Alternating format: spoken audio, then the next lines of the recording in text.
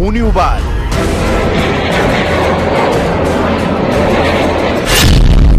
तेल अवीव से बेरूत तक बरसा बारूद।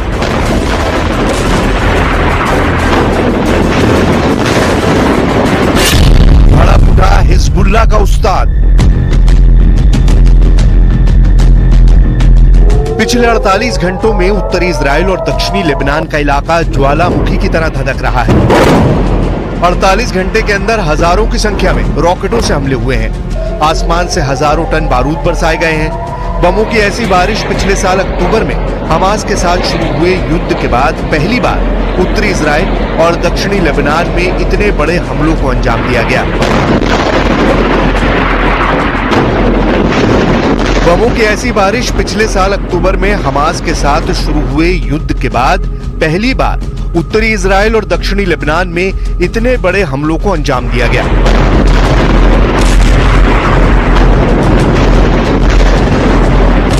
हिजबुल्लाह ने रविवार को सुबह सुबह इजराइल पर सैकड़ों रॉकेट और ड्रोन दागे, जबकि इजराइल की सेना ने कहा कि उसने एक बड़े हमले को विफल करने के लिए लेबनान पर करीब 100 जेट विमानों से हमला किया। 10 महीने से ज्यादा समय से चल रहे युद्ध में ये सबसे बड़े हमले थे। सुबह के वक्त आसमान में मिसाइलें देखी गई। उत्तरी इजराइल में हवाई हमले के सायरन बजने लगे, लेकिन इतनी ज्यादा संख्या में रॉकेट से हमले हुए थे कि इजराइल के एयर डिफेंस सिस्टम फेल हो गए।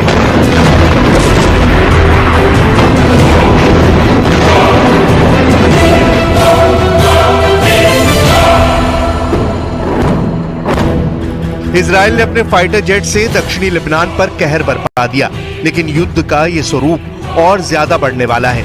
एक तरफ इजराइल में इमरजेंसी लागू करनी पड़ी है और नेतन्याहू ने ऐलान कर दिया है कि लेबनान में जो हुआ है वो ईरान में भी हो सकता है।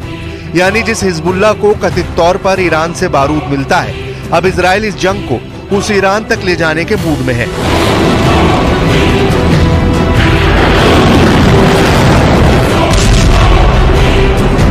नेतन्याहू के इस ऐलान के बाद भी हिजबुल्लाह रुकने वाला नहीं है। हजारों लॉन्च पैड तबाह होने के दावों के बाद भी लेबनान से ऑपरेट करने वाले हिजबुल्लाह के कमांडर ने ऐलान किया है कि इजराइल को किसी तरह की माफी नहीं मिलने वाली।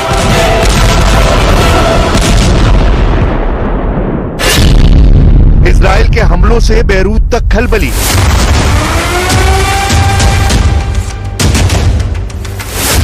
नसरल्लाह का ऐलान, होगा बड़ा घमासान।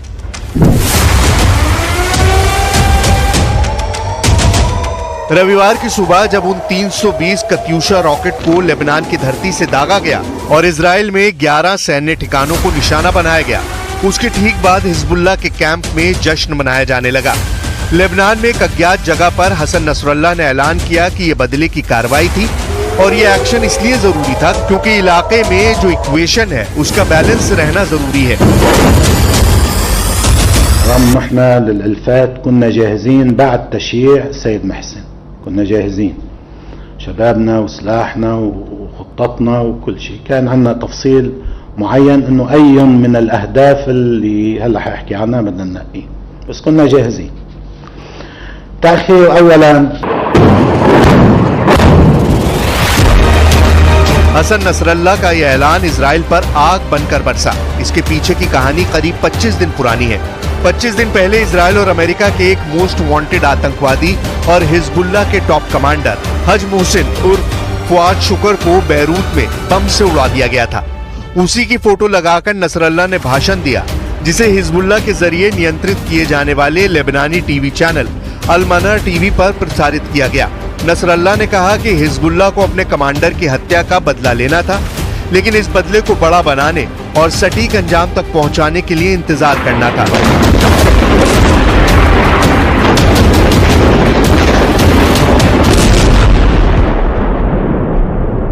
وأحد أسباب الركض الأمريكي المنافق هو الخشية من رد محور المقاومة وتداعيات الردود والذهاب إلى حرب إقليمية ومشاكل. بلشوا يحكوا إنه في وقف العدوان ووقف إطلاق نار وطولوا بالكم وإلى آخره. بالحقيقة نحن تريثنا. जिस कमांडर मोहसिन की मौत का बदला लेने के लिए नसरल्लाह ने 320 रॉकेट से इजराइल पर हमलों को अंजाम दिया, उस कमांडर मोहसिन के पास ही हिजबुल्लाह के रॉकेट रेजिमेंट की कमान थी और मिसाइल से सटीक हमलों में वो माहिर था। नसरल्ला का प्लान 6000 रॉकेट से हमला करने का था, लेकिन जिस समय अमेरिका और इजराइल हमास के साथ युद्ध विराम के एग्रीमेंट पर काम कर रहे थे, उस वक्त हिजबुल्लाह ने ऑपरेशन मोहसिन को अंजाम दिया और इजराइल पर 10 महीनों में सबसे बड़े हमले को अंजाम देकर हालात ऐसे कर दिए कि इजराइल को 48 घंटों के लिए देश में इमरजेंसी लागू करनी पड़ी।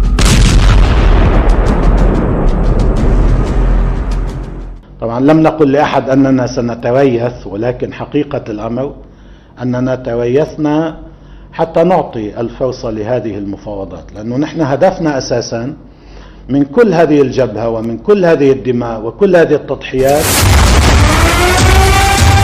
रविवार को सैयद हसन नसरल्ला का ये भाषण पूरे लेबनान में प्रसारित किया गया और बड़ी संख्या में लेबनान के लोगों ने नसरल्ला के भाषण को सुना।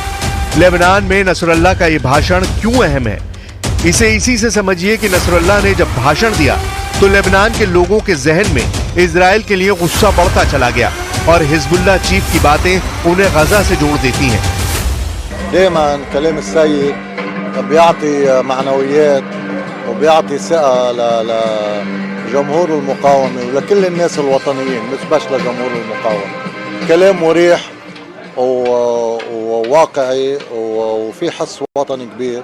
اليوم قال للناس كلها نحن ما بنسكت عن حقنا لأنه ربينا هيك، ونحن بهالحرب حتى وقف الحرب على غزة، ونحن جنبنا المدنيين لأنه قيمنا وأخلاقنا وشيمنا بتتجنب المدنيين، وحنضل نتجنب المدنيين. ما عندنا إلا أهداف عسكرية، والعين بالعين والسن بالسن والبدء أصلا. उधर हिजबुल्लाह ने इजराइल के उन दावों को खारिज कर दिया है जिसमें इजराइल ने दावा किया है कि उसने हिजबुल्लाह के हजारों लॉन्च पैड को तबाह कर दिया है।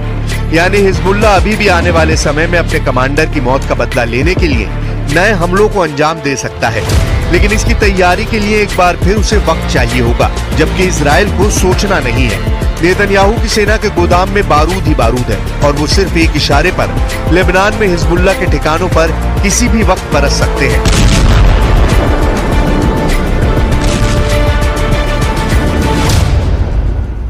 We are determined to do everything possible to protect our country, to return the residents of the North safely to their homes, and to continue to uphold a simple rule: whoever harms us, we harm him. रविवार को हुए हमले ऐसे समय में हुए जब Gaza में लड़ाई रोकने के लिए आखिरी कोशिश के तहत काहिरा में फिर से बैठक हो रही थी। वहीं अमेरिका से व्हाइट हाउस का बयान आया कि राष्ट्रपति जो बाइडेन इलाके में हो रही घटनाओं पर नजर रखे हुए हैं, लेकिन जो बाइडेन के खिलाफ मोर्चा खोलने वाले अमेरिका के पूर्व राष्ट्रपति और मौजूदा राष्ट्रपति के चुनाव में शामिल डोनाल्ड ट्रंप ने ऐलान कर दिया है कि कहीं ये जंग तीसरे विश्व युद्ध की ओर न पहुंच जाए। मध्यपूर्व में हमारे लिए कौन बातचीत कर रहा है? हर जगह बम गिर रहे हैं। स्लीपी जो कैलिफोर्निया के समुद्र तट पर सो रहे हैं, जिन्हें डेमोक्रेट्स ने जबरन बाहर कर दिया है, और कामरेड कमला अपने बहुत ही बुरे उपराष्ट्रपति उम्मीदवार टेम्पो टिम के साथ बस यात्रा कर रही हैं। कहीं तीसरा विश्व युद्ध ना हो, क्योंकि हम वहीं जा रहे हैं, क्योंकि हम वहीं जा रहे हैं। वहीं नसरल्ला ने ऐलान किया है कि हिजबुल्लाह के रविवार के हमले ने गजा में युद्ध विराम के लिए एक मौका तैयार किया है। वहीं आईडीएफ ने ऐलान किया है कि लेबनान में हिजबुल्लाह के ठिकाने अभी भी उनके निशाने पर हैं और उत्तरी इजराइल में नागरिकों की सुरक्षा को सुनिश्चित करने के लिए इजरायली सेना किसी भी हद तक जा सकती है।